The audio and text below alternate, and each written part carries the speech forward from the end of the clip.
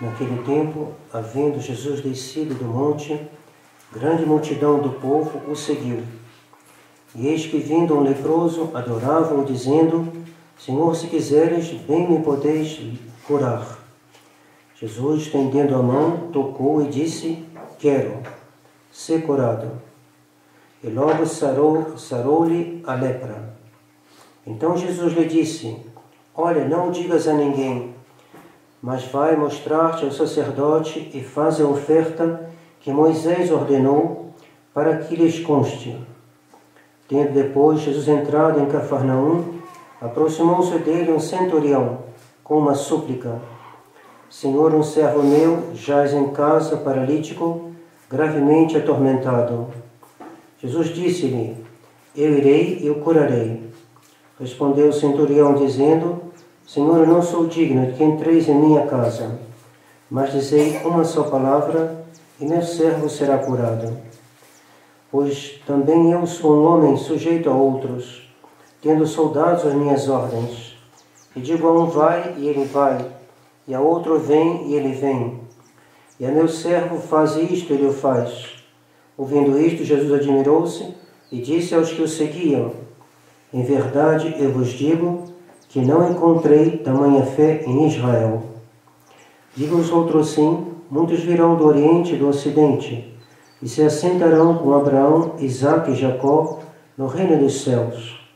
Mas os filhos do reino serão lançados nas trevas exteriores, onde haverá choro e ranger de dentes. E Jesus disse ao centurião: vai, e como creste, assim que seja feito. E naquela mesma hora o servo ficou curado. Em nome do Pai, do Filho e do Espírito Santo. Amém. Caros irmãos, caros fiéis, hoje é o terceiro domingo depois da Epifania. Devido ao casamento, devido a várias ocupações, não pude preparar um sermão.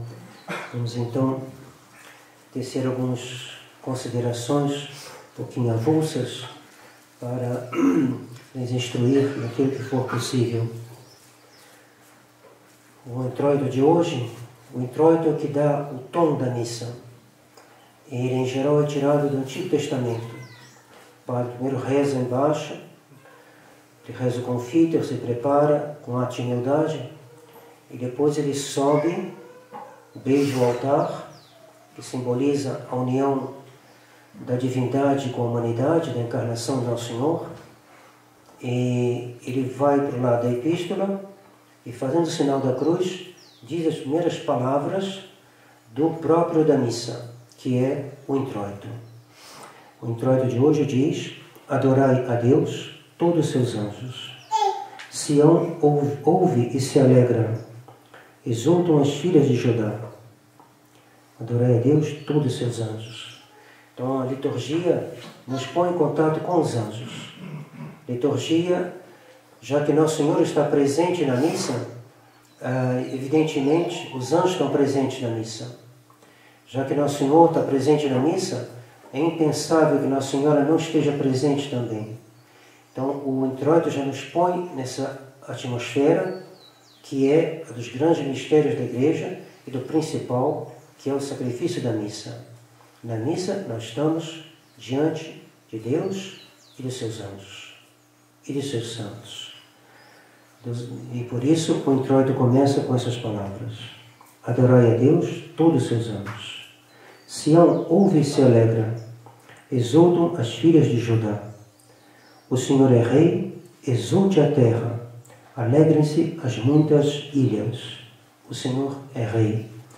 Nós estamos todo ano, no mês de janeiro, no capítulo, nós apresentamos um livro. Tem costume de apresentar um livro para a formação geral dos monges. E esse ano é um livro sobre a colonização e a decolonização. E o que é a colonização? Colonização, no seu sentido mais nobre, é justamente o Cristo Rei. Como diz o introito de hoje, é Nosso Senhor reinando. Isto que é colonizar. Essa colonização, o Senhor é Rei, exulte a terra. A terra exultou quando Nosso Senhor foi se propagando, né, no Império Romano. São Pedro foi para Roma, São Paulo pensa que foi até a Espanha, mas o Nosso Senhor se serviu de uma coisa importante. O catolicismo vai primeiro se expandir lá onde o Império Romano havia se estendido. Por que isso? Porque a graça necessita de uma certa preparação, de um certo suporte natural. Então, o Império Romano havia herdado o pensamento grego e havia instaurado a ordem romana, uma ordem jurídica, que apesar de serem pagãos, tanto os gregos eram pagãos, os romanos também, fizeram algo que tinha alguma consistência. Para a gente consagrar o preciosíssimo sangue, tem que botar num cálice. Se esse cálice tiver, né, tiver um furo, não estiver em condições de conter o sangue de Nosso Senhor, esse sangue vai se esparramar e não vai se poder tratá-lo dignamente. Então, uma natureza por demais alterada, por demais corrompida, torna difícil a instauração de uma civilização cristã. Os primeiros missionários de Maria Imaculada, quando chegaram no Polo Norte, os esquimós levavam uma vida tão degradada que eles não batizavam os adultos. Batizavam só os que estavam morrendo, tentavam, né, eles passar alguma coisa da fé católica, e se eles quisessem, tivessem um ato de fé, batizavam os velhos e batizavam as crianças do qual eles seguravam a formação. E os adultos, não. Por quê? Porque havia uma tal degradação no modo de viver, o casamento não era respeitado, que eles diziam, não, ainda não está no momento. Temos que preparar essa massa aos pouquinhos para que um dia eles possam receber o batismo. Um deles, um missionário que havia tentado várias vezes, não conseguia nada. Na missa todo mundo era uma bagunça, ninguém prestava atenção, acho que até roubavam ele de vez em quando, entravam na casa dele, pegavam as coisas, pegavam comida, ia embora, cada um se servia como queria. Costume que às vezes, né, podem até voltar, né? Entrar na casa dos outros, abrir a geladeira, pegar tudo que tem, o que quer, né? Tudo que quer não, mas tudo que tem ainda não, mas digamos o que quer. Isso é uma falta de educação. E isso, quando é multiplicado, né, elevado à potência, né, 3, 4, 5, fica impossível um catolicismo. Então ele rezava muito, ele não via progresso. Já passado 1 ano, 2 anos, ele não via progresso. Como é que eu vou fazer? Olha essa gente aqui como impossível, o catolicismo não passa, eles continuam a mentir, não têm o menor respeito pelas coisas de Deus. Então ele falou, olha, escreveu para a França, falando para um amigo, olha, eu não sei o que fazer, vê o que você possa, vê um jeito de me ajudar. Aí o outro, não sei se foi ideia dele ou do outro, falou, olha, eu vou a Lisieux e vou pegar um pouquinho da terra que está junto do túmulo de Santa Teresinha. Aí ele falou, bom, já é alguma coisa, faz isso então e traz aqui, manda para mim, dá um jeito de chegar aqui. Aí ele pegou um pouco de terra e mandou para ele. Aquela terra Santa Teresinha, ele falou, o que eu vou fazer com essa terra Santa Teresinha? Aí ele falou, bom, a gente faz o que pode, né? A gente faz o que pode. Então ele pegou uns livros, umas gravuras assim, e quando o pessoal chegou, ele botou em cima da mesa, e como eram gravuras, né, como as crianças também, elas olham só as gravuras, não leem o livro, mas olham as gravuras, e bom, não sejamos que nem as crianças, não. Mas bom, eles gostavam das gravuras, então ele botou as gravuras, todos se inclinaram para ver as gravuras e tal. Ele pegou um pouquinho da terra, do túmulo de Santa Teresinha e jogou assim por cima, nas costas dele, assim. E eles se converteram. Começaram a não mentir, não roubar. E aos pouquinhos ele pôde, já havia trabalhado ali 1, 2 anos, 3 anos, sem nenhum resultado. Começou a ter algum resultado. E ele acabou podendo ensiná-los e ver que eles estavam aptos a receber os sacramentos. Então, o que é a civilização? É isso, levar as pessoas a uma vida semelhante à vida de nosso Senhor Jesus Cristo. Isto que é a civilização. O grande escritor espanhol, Dolores Cortés, dizia: a cultura é um verniz, a civilização é Jesus Cristo. A cultura é um verniz. O verniz protege a madeira. O verniz não é ruim. É bom botar o verniz. Mas o verniz não é a madeira. A madeira é nosso Senhor Jesus Cristo. Então a verdadeira cultura é inseparável da fé católica. Inseparável do catolicismo. E esses esquimós, depois ele ensinou a eles o gregoriano. E quando houve o Vaticano II, e tiraram o gregoriano dos esquimós, eles reclamaram. Eles falaram: mas por que estão nos tirando o gregoriano? Então, esses homens que antigamente, quando alguém ficava velho, os esquimós pegavam a pessoa, levavam para longe e abandonavam. O urso vem comer. Porque não vou guardar um velho aqui que não faz nada. Levava o próprio pai. Levava o pai, abandonava, o urso vinha e comia. E assim eram os esquimós. Devido aos missionários, depois estavam cantando gregoriano. E dizendo: nós não queremos abandonar o gregoriano. Não queremos. Queremos o gregoriano. Então, o que nós precisamos é continuar, manter essa civilização. Não deixar perder. E para ela não se perca, o Cristo tem que reinar. Porque sem o reinado de Nosso Senhor, a gente volta à barbárie. Em vários lugares do Brasil, a barbárie está voltando. Tem lugares na América do Sul, onde a barbárie está voltando. Não sei como estão os esquimós, mas podem ser bárbaros mesmo dirigindo o carro. Não é o fato de ter um carro que vai fazer que uma pessoa... É Nosso Senhor que civiliza a gente. Então, nas escolas, às vezes se ensina, falam muito mal da colonização. O que é colonização? Vem de colere, em latim, significa cultivar. Então, colono é aquele que vai e cultiva a terra, né? Então, a palavra vem daí. E foi o que fizeram os monges na Europa. Eles cultivaram, uma das coisas que eles fizeram, cultivar a terra e fazer a terra beneficiar de um tratamento, de um cuidado. De tal maneira que as terras da Europa foram se tornando cada vez mais férteis. Eles botavam esterco, eles aravam, eles faziam de tal maneira que a terra se tornou melhor. É a imagem do que deve acontecer com as almas. Trabalhar as almas, corrigir as almas, corrigir os filhos, exigir a obediência dos filhos, preparar os filhos para fazer uma boa confissão, botar as grandes verdades, e assimilar coisas também menos importantes, mas que ajudam.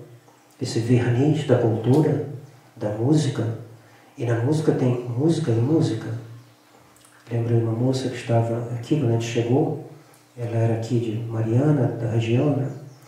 E ela tinha assistido uma missa, e ela no final falou assim: mas como é bonita essa missa, como é bonito esse canto. E era uma moça daqui, que nunca tinha tido nada.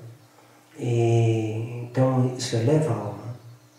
Deve procurar, né, cuidem dos seus filhos de uma maneira que eles não corrompam essa sensibilidade que todo ser humano pode ter. Prova que os esquimós apreciavam o gregoriano. Não deixar corromper, porque é fácil corromper. A gente pode, né, as coisas baixas atraem. Né? Machado de Assis falava da nostalgia da lama. E o Coração gostava dessa expressão, Quer dizer, como explicar que os progressistas abandonem a liturgia da igreja? Como explicar que abandonem o gregoriano? Como explicar que abandonem a regra de São Bento e se lancem numa loucura? Abandonem o silêncio, abandonem as inclinações. Ele falava quando aqui no mosteiro de Beneditinas de Petrópolis havia suprimido uma inclinação que se fazia à abadesa. Então, no artigo fez alusão. Então vai se abandonando essas marcas e que vão se afastando. E aí vem vindo a decadência. A decadência, nostalgia da lama. O homem, devido ao pecado original, ele é puxado de dois sentidos diferentes. De um lado, Nosso Senhor o atrai pela graça, de outro lado, o demônio o atrai. E a gente sente essas duas atrações em nós. Nostalgia da lama, quando nós tendemos ao pecado, e nostalgia do céu, quando Nosso Senhor nos toca com sua graça. Então, ontem teve um casamento é uma grande esperança, não só para aqueles que estão se casando, mas para a sociedade. O que é a sociedade? A sociedade é a reunião de famílias. E uma reunião de famílias católicas faz uma sociedade católica. Não só as famílias, mas também os mosteiros, também as pessoas leigas que trabalham para o reino de Nosso Senhor, tudo isso faz a sociedade. E a razão de ser do casamento são os filhos. E os filhos para que a igreja aumente o seu número e que ela prepare assim, que ela complete assim, segundo os desígnios de Deus, o número dos eleitos. Quando o número dos eleitos estiver completo, a razão da história estará terminada e será então o juízo final e a glória eterna para toda a igreja. E a glória, uma glória acidental ainda maior para o Cristo Rei. Então rezemos pelo Edivaldo, pela Letícia, e peçamos a Deus que a gente guarde bem tudo que pode concorrer para que Nosso Senhor esteja aqui, não só na capela, mas entre os senhores, nas suas famílias, nas suas conversas, que Nosso Senhor esteja entre vós, que os anjos estejam entre vós, nas suas conversas, que vocês sejam companheiros dos anjos, que nossa conversação de São Paulo esteja no céu, nossas preocupações estejam no céu, que nós sejamos assíduos em vir visitar Nosso Senhor, que Nosso Senhor diga, seja alguma coisa para nós. E assim vai. Curadas, quando chegou em Ars não era muito piedosa. Havia muitos botiquins, muitas coisas assim e muito pouca gente vinha à missa. Muito pouca gente, quase ninguém na capelinha. Apesar que a capelinha de Ars era bem pequena. Mas não tinha ninguém, praticamente ninguém. E ele então vai começar uma vida de penitência. Ele acho que vai tentar comprar o botiquim. Ele, se eu não me engano, comprou, depois comprou outro também, e acabou com os botiquins. Não sei bem se era botiquim ou alguma coisa pior, mas era um botiquim bem ruimzinho, um ambiente bem ruimzinho. Ele acabou comprando eles, fechando eles, e um dia, no sermão, ele falou, meus caríssimos fiéis, meus caríssimos, Ars não é mais Ars. A cidade dele estava transformada. As pessoas se saudavam, as pessoas não brigavam, as pessoas se entendiam. Havia uma harmonia na cidade que era fruto da graça de Nosso Senhor Jesus Cristo. Então é isso que nós devemos pedir a Deus. Nosso Senhor é Rei, Ele reina para botar a harmonia que está no céu, Ele quer que esteja aqui. Venha a nós o vosso reino, assim na terra como no céu. Então peçamos a Deus, peçamos a Nossa Senhora de Fátima. Hoje no final da missa cantaremos o 13 de maio, durante esse ano, ao menos até o dia 3 de maio. Mas também a gente prolongue, né? Já que Nossa Senhora subiu aos céus, terminou as suas visitas no mês de outubro. E se Deus quiser também, quem sabe nós iremos também a Fátima nesse ano, se alguns fiéis quiserem ir também. podemos combinar. Os franceses estão organizando uma ida e penso que o Sr. Williams e o Sr. For irão. A gente poderia também ter um grupinho aqui do Brasil para ir a Fátima, pedir a Nossa Senhora que proteja a nossa paróquia, proteja as suas famílias, proteja a Santa Igreja, proteja o mundo inteiro, proteja os seus empreendimentos, os seus trabalhos, e que assim a graça de Deus, a Igreja nunca abandonará Nosso Senhor, mas ela pode passar momentos difíceis. Mas a primeira coisa que deve pedir é a fidelidade, ficar fiel e para junto com a Igreja até o fim. Quem perseverar até o fim será salvo. Nossa Senhora nos obtenha esta graça, assim seja. Em nome do Pai, do Filho e do Espírito Santo. Amém.